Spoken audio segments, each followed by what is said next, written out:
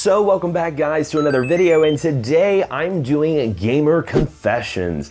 Now I think all of us have these little deep dark secrets, maybe some things that we're kind of embarrassed to admit to other people, and some things we don't really talk about too much. Now some of these things I've mentioned in previous videos over the years, I've mentioned it in podcasts, and some of these confessions I've never talked about on the show. Now my first confession is actually kind of funny. I've never beaten the first Metroid. I've played it numerous times. I remember renting it when I was a kid and really enjoying it, but the thing is, I didn't understand what the hell I was doing when I first played Metroid because I was so used to stage-based games like Mega Man, Castlevania, Super Mario Brothers, and playing Metroid and not realizing that you don't beat a stage and go to the next stage. You actually have to backtrack. It was very foreign to me at the time, and by the time I got the hang of it, I had to take the game back to Blockbuster. And you know, over the years, I went back and played like Super Metroid, and I beat that, absolutely fell in love with it. But Metroid is just one of those games that it's always on my bucket list. It's always on my backlog where I'm like, oh, you know, one of these days I'm gonna go back and play the original Metroid. I even played the remake on Game Boy Advance called Metroid Zero Mission, which is really awesome. I highly recommend it. But even that game, I played a little bit of it, and then shortly after I got Castlevania Harmony of Dissonance, and it just kind of got pushed away. My next confession is I cannot stand Mortal Kombat 3. Now this may surprise some people, but I don't think Mortal Kombat 3 is that good of a game. You know, I'm a huge Mortal Kombat fan. I grew up playing the original in the arcades and loved Mortal Kombat 1 and 2. I loved the grittiness of it. I loved the violence of it. It was just so bloody. It was so awesome as a kid playing that game. But when I went to go look in the magazine and see the preview of Mortal Kombat 3 when I was a kid, I was heartbroken to see that Scorpion was not in the original roster of Mortal Kombat 3. Scorpion wasn't in the game, which really confused me because he was so popular. He was everyone's favorite Mortal Kombat character. It was that, and also I feel like because the folks behind Mortal Kombat, they were getting slammed so much with censorship, and they were getting so big that I felt like they had to kind of dumb things down and also make things bigger and better just to keep progressing forward. And it was just a recipe for disaster. I felt like, you know, the running mechanic and the combos and the fatalities were just more slapstick humor than it was the grittiness that I remember from Mortal Kombat 2. It was just not as good. Some of the fatalities were just plain out laughable. And my next confession, I do not like playing online games.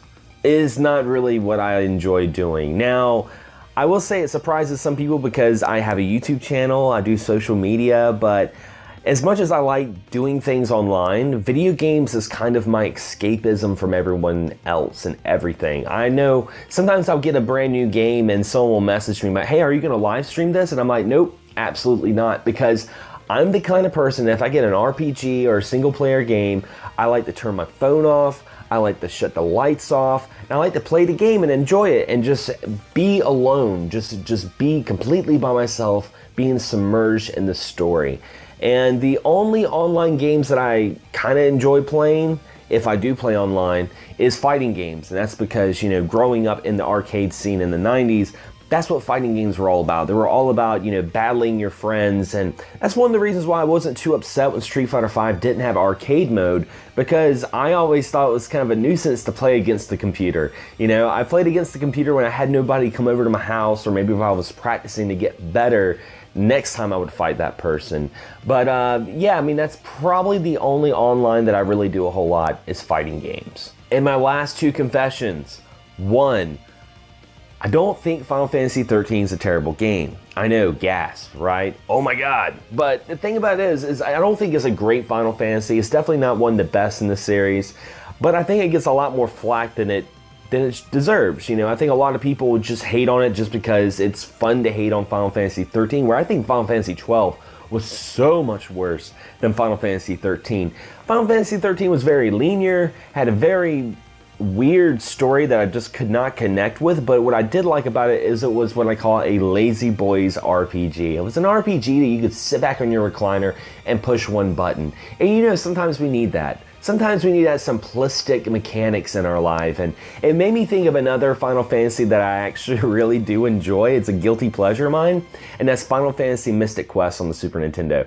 So simplistic, so basic, But it's an RPG I like to go back to every once in a while and just play, because sometimes I like to play an RPG but not dive that far into an RPG, you know? And my last confession is I get tired of video games. I know, it's crazy. I have a weekly YouTube show. I have a gaming podcast. I always talk about video games. You would think that I would never get tired of video games, but I do. I do get kind of burnt out sometimes, especially if I'm doing a lot of reviews. I mean, there comes a time where I'm just like, you know, I don't want to play any video games right now. I just kind of want to relax a little bit. And I've made a video talking about that, kind of depression you get when you beat a really good game and you don't really know where else to do, like the post-gaming depression. I made a video on that, but this is something a little different because, sometimes I'll be off of work and it'll be like a really nice sunny day, and one side of me is like, man, I should be playing the Octopath Traveler because that's a fantastic game. Another part of me is like, I want to ride my bike and breathe in the fresh air and have some fun, interact with some friends, catch up, and go out to eat or something. So that's the thing, is I love video games, but at the same time I do get tired of it and I do have to take like little small breaks. But anyway, guys, that is some of my gaming confessions, some deep dark secrets of Xander Skullion. And what are some of your deep dark secrets? What are some of your gaming confessions? Leave a comment below. I'd love to hear some of it. Don't be shy. Don't be shy. We're all being open about this. Let's just all converse on it. And if you guys enjoyed this video, be sure to hit the bell. It's going to be beside the subscription button, and this will notify you on all future videos coming out on this channel. As always, guys, thanks for watching, thanks for subscribing, and as always, happy gaming.